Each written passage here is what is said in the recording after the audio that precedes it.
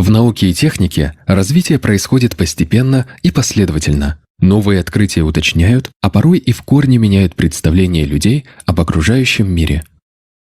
Развитие производства, транспорта, связи, изобретения в других видах техники делают ненужными многие вещи, и они становятся экспонатами музеев.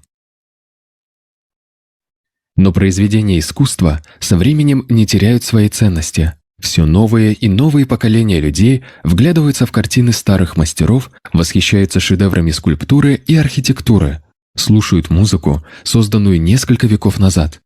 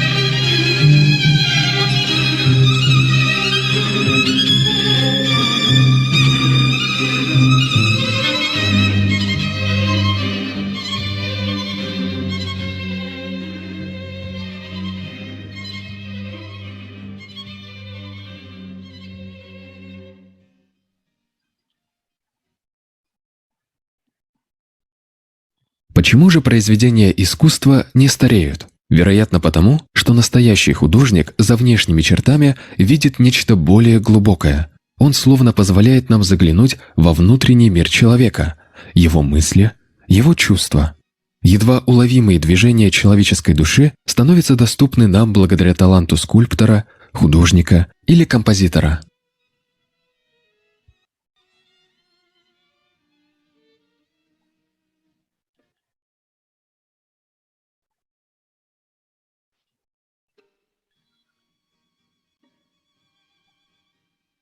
Современная жизнь с ее острыми ритмами, стремительным темпом меняет наши взгляды. С новых позиций мы стараемся переосмыслить искусство прошлого.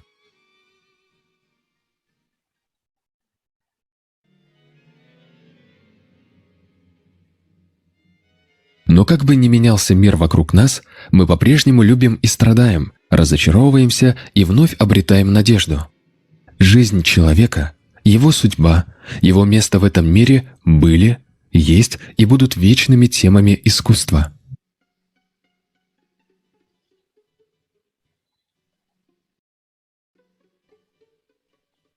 Так же, как и 100, и 300 лет тому назад, мы переживаем невзгоды, ищем свое счастье, обретаем и теряем друзей и любимых.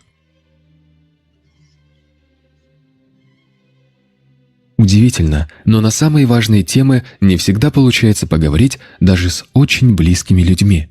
И тогда на помощь приходит искусство. Фильмы, книги, любимая музыка подсказывают ответы на наши самые сокровенные вопросы.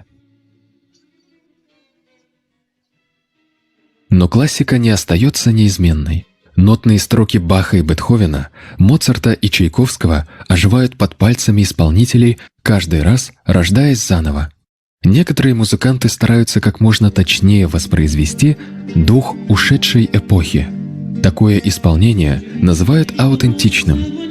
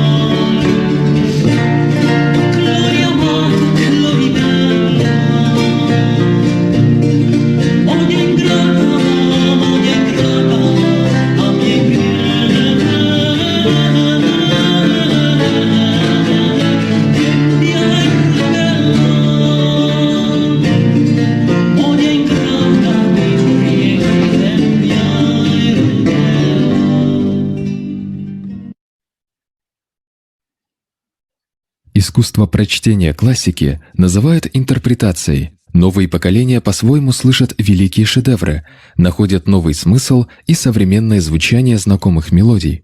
Иногда в связи с премьерой какой-нибудь постановки известной оперы или балета можно услышать такие слова.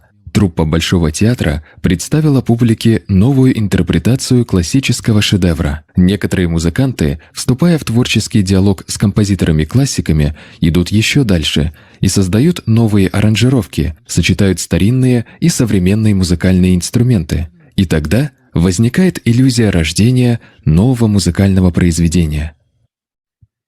Некоторые музыканты идут еще дальше и создают новые аранжировки, сочетают старинные и современные музыкальные инструменты, вступают в творческий диалог с композиторами-классиками.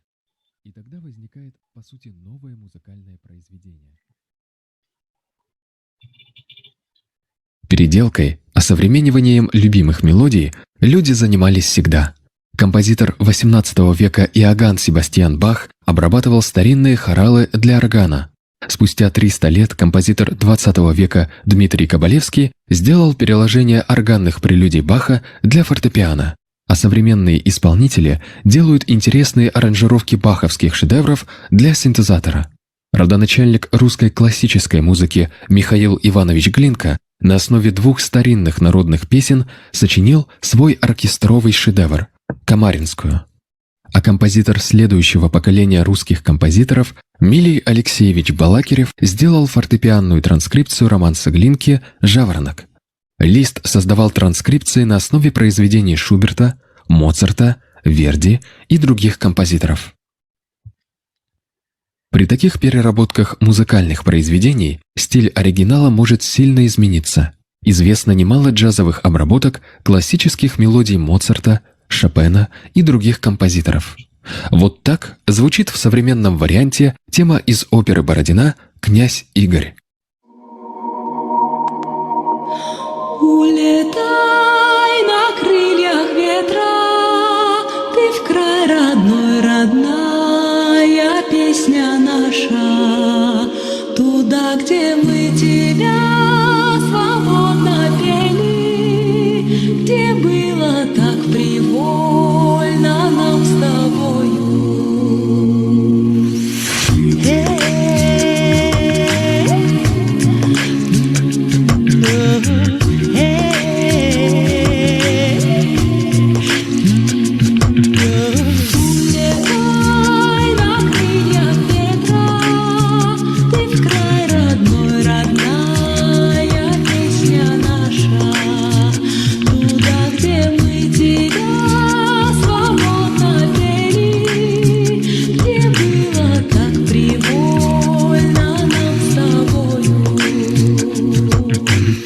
свет.